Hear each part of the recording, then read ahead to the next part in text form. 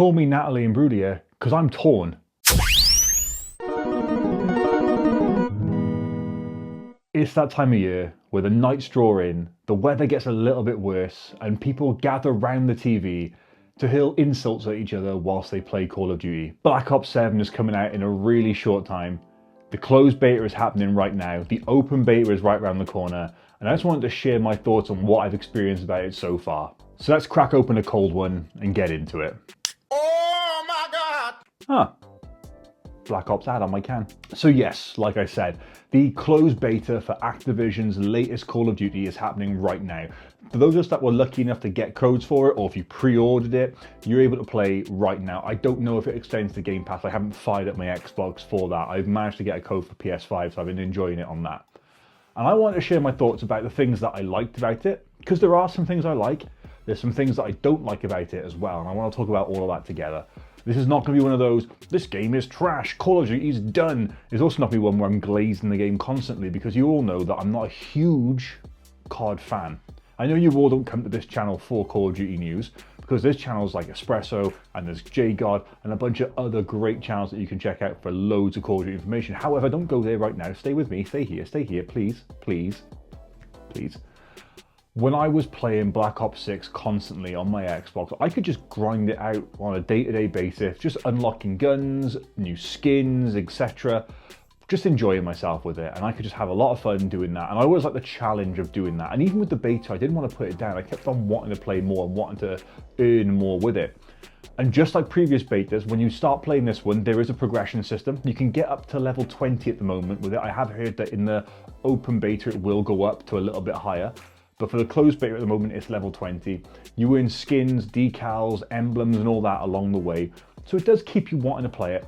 Initially, the leveling up process was really slow, but they turned on double XP this weekend, and it seems to have helped no end. Now, before you start thinking that I didn't play much, because the footage you're seeing is from when I first started playing this game, I have since then maxed out the progression on this game. I'm level 20, I've put a lot more time into it. So I've got a really sort of, what I feel anyway, is a balanced look at this game.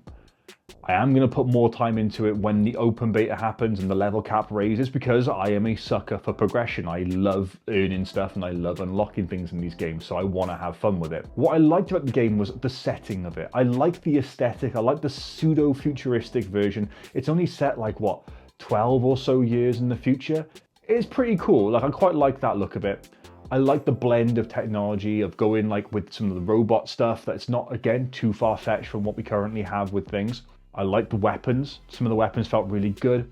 I really liked how the gunsmith was quite simple. There was none of the tuning stuff. At this point, I didn't experience it anyway. If it is in there, then retract that statement. I didn't try it out, but there's quite a good balance with the attachments as well. I didn't just have to use certain ones to lower aim down sight speed. I could do it with a variety of stuff, which is really interesting. It does really make you consider what you're actually putting on these guns. Another part of the guns and loadouts that I really did like is the overload feature. Now, for those of you that don't know, certain things like your tactical weapons or like your decoy grenades, your stims, your stun grenades, your concussions, things like that, as well as your lethal grenades and your field upgrades or field perks, whatever they're called, I can't remember off the top of my head. Field upgrades? Yeah, the ammo boxes and things like that. You could have a second like upgrade to them. So you could have ammo boxes that give out bullets that get you more XP.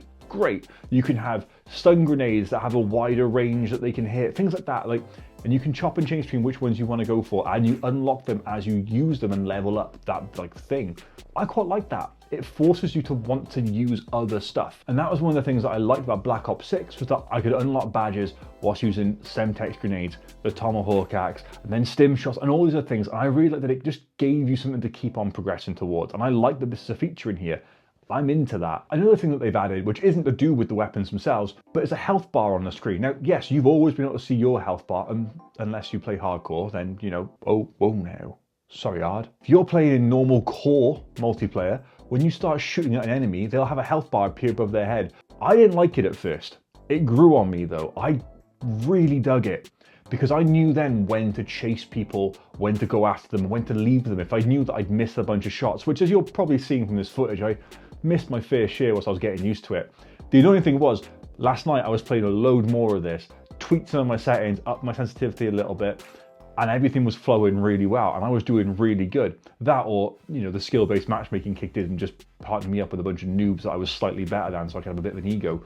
But hopefully it wasn't that. It just let me know with that health bar if I should give chase, if I knew that, cool, they are quite literally one shot. No one is going to be calling up their one shot and then not, because I was going, cool, clip it and prove it to me that you weren't lying to me. I also really like some of the additions that they've put in the game. So there's a kill streak they added in, which is a sniper rifle that when you fully charge up the shot, it shoots through all the walls. You can see through the walls and you can see your target running around. It felt like I had a wall hack on. It was incredible to use. I'm not condoning hacking, but I do really appreciate that Activision have kind of gone, well, we can't get rid of them, so we just kind of made it part of the game. I would happily keep on using that. I'm someone that min-maxes my kill streaks. I'm quite sad in that. I will do as many kills as I can to get me the most points. So I would normally go UAV, counter UAV, and then whatever the version of an advanced UAV is, so that I just keep on generating score and generating points and level up. And that's a fun fact for you there. If you are looking to level up more, things that help your team do give you more than just like kills. That said, getting a VTOL and going ballistic on the map is really fun. And performance-wise, the game ran smooth. I have no real complaints about how the game like performed on my console. I'm playing it on a base PS5. I have no issues playing any of my other Call of Duty games on there. I have no issue with this one. It runs really smooth. There's really nice looking graphics in the game. Sound effects were class. I had to turn off the music. I don't know why there's music in the actual game itself, but that goes off straight away. But aside from that, it was a really pretty game. It's kind of what I'd expect. I kind of thought it might be a little bit higher quality, but then again, it is kind of also catering towards last generation at the same time, so they can't pump as much into that graphics as possible. But I've no complaints, let's put it that way. I'm kind of neutral on that, let's say. But we've talked about the good stuff, and now I kind of want to talk about the bad stuff. And this isn't coming from someone who's got no idea about Call of Duty. I've racked up over 1,000 hours playing like Call of Duty on my PS5 since I got it. Saying that aloud feels really bad because I've had my PS5 for less than 5 years and there's already 1,000+ hours clocked on it, which works out to be over 200 hours a year that I've had it. I need help. So I'm coming from this with a bit of experience, okay? Mainly it's Warzone, but I've still got experience with Call of Duty, obviously. I used to play so much when I was younger. But what didn't I like? Well, for one, the maps. There were 4 maps in this beta that we're playing. I can't remember the names off the top of my head, okay? They were very forgetful though. They all follow the same sort of 3-lane mechanic that, you know, Activision talked about before, and it's very obvious in some of them. Every single map was just kind of bland and like just happened, just there. It was just a level. It didn't feel like it had any personality to it whatsoever. Now, having come from playing a lot of Black Ops 6, I kind of expected a little bit of charm to come over with them, but no, they all seem a little bit sterile at times, a little bit too safe, very boring, very uninteresting. And I'd argue as well that the 6-on-6 gameplay that we're getting in this beta maybe isn't enough for these maps. There's plenty of times that I've run from one of the map to another without seeing a single person because the maps are quite big, but they're also empty. Because if you just put like maybe 10v10 in these maps, it would be incredible. But the 6v6 in them just doesn't really work. In Black Ops 6, I was a fan of playing the maps like Steakhouse and things like that, where you were playing in super close quarters like environments, or 10v10 mosh pits, because for me, like the amount of people on the screen just makes it more interesting and more fun. You've got to think a lot more as well. Loved it. But this just felt really empty. If the maps were the size of like Nuketown, great, but they just weren't. And that's not me saying I want Nuketown and Shipment and all that to come back. I don't see how they're going to fit in with this aesthetic if they do come back.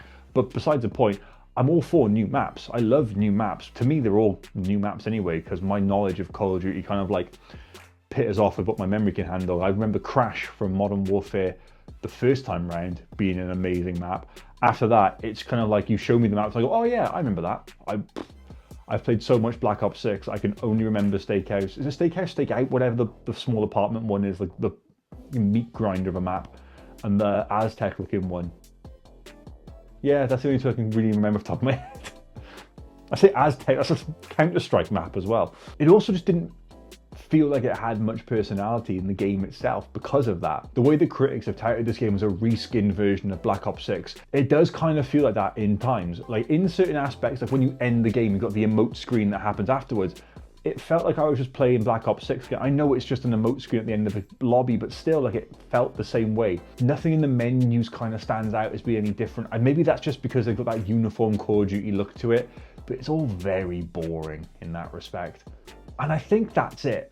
I have never played a Call of Duty game until now that I have gone, do I have to keep on playing? And obviously I don't have to keep on playing. Me playing that is for this. So I kind of had to keep on playing it because I wanted to get the content and I wanted to have a fair experience to judge. I didn't want to come out here and just be like, oh no, Call of Duty is terrible. It's not. It's just, if it wasn't part of Game Pass, I wouldn't play it. Simple as that. It's going to be part of Game Pass. I'm going to play it. I'm going to have to get a new series, like Pro Series controller for my Xbox. If anyone out there has got recommendations of ones, then please let me know, because Microsoft are dragging their heels with releasing a Series 3 Elite controller.